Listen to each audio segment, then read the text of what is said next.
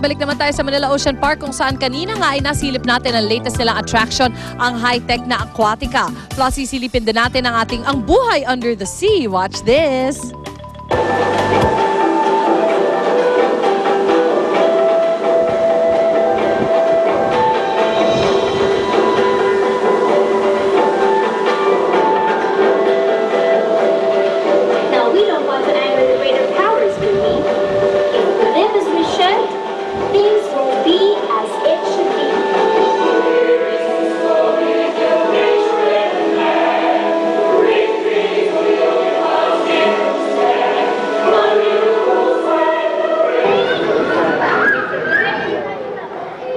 Welcome back mga kapuso! Live na live pa rin tayo dito sa Manila Ocean Park. At kung kanina nakita natin yung mga new attractions dito sa lugar, well ngayon nandito naman tayo sa isa sa talagang pinupuntahan ng ating mga kapuso, ang buhay na karagatan.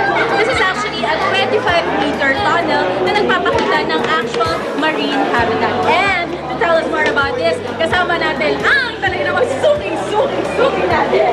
That's si Sir Jappy. Good morning, Sir Jappy. Good morning. Yes, welcome back, Sir Jappy. So, Sir Jappy, bakit ba itong buhay na karagatan mo isa talaga sa mga main attractions? So, yung buhay na karagatan, it features the first underwater tunnel dito sa Philippines. Okay, it's a 25-meter long tunnel. Okay, and yung contents niya include 70 species of fish endemic found here in the Philippines. Wow, napakarami talaga. At saka, gano'ng kahaba po? 25 meters long, yes. Wow. Paano niyo po mini-maintain yung ganitong kalaki na tunnel or buhay na karagatan na aquarium? So dahil malaki yung tank natin, malaki rin yung filtration system niya, Monica. So marami siyang we call this sophisticated equipment back of the house. Ang ginagawa niyang equipment is nililinis niya yung water constantly. So it's not once or twice a day, it's 24 hours a day, every week. So meticulous yung ano po yung mga species na makikita dito sa buhay na karagatan? Okay. So some of the species that can be found here include yung mga stingrays or pagi. Ay, malalaki! Yes, malaki. Meron tayong mga moray eels or tawag nilang ikat. Okay. We also have yung mga isdang kinakain gaya ng dalagang bukid. Ay, meron dito! Meron dito. Pwede ba mag-fishing siya? Naku, yan hindi pwede. Hindi pwede. Pwede. Meron rin tayong mga pampano, mga talakito, at ang mga lapu-lapu.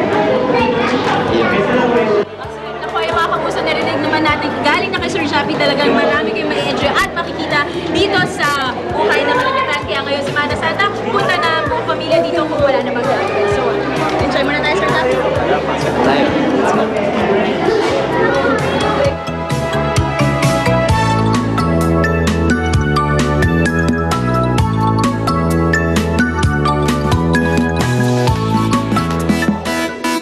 Alam nyo ba, mga naka-Globe at PM nagsasaya at ang milyon-milyong Pilipino ay makakatanggap ng magandang balita mula sa 4438 sa April 4. Talagang milyon-milyon